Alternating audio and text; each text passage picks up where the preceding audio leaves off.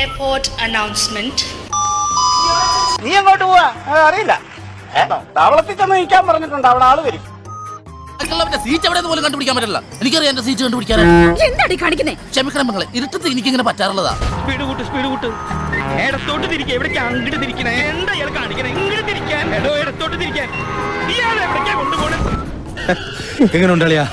ചേട്ടന് ഇതിനെപ്പറ്റി വലിയ ധാരണയില്ലല്ലേ? അങ്ങനെ നാടെത്തി. ഭാഗ്യം, ബ്രഹ്മചര്യം പോയില്ല. ഒരെണ്ണം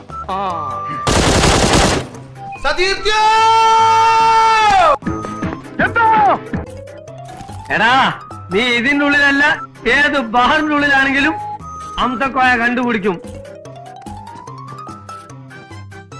കേട്ടോ, ഇവിടെ സേഫ് അല്ല.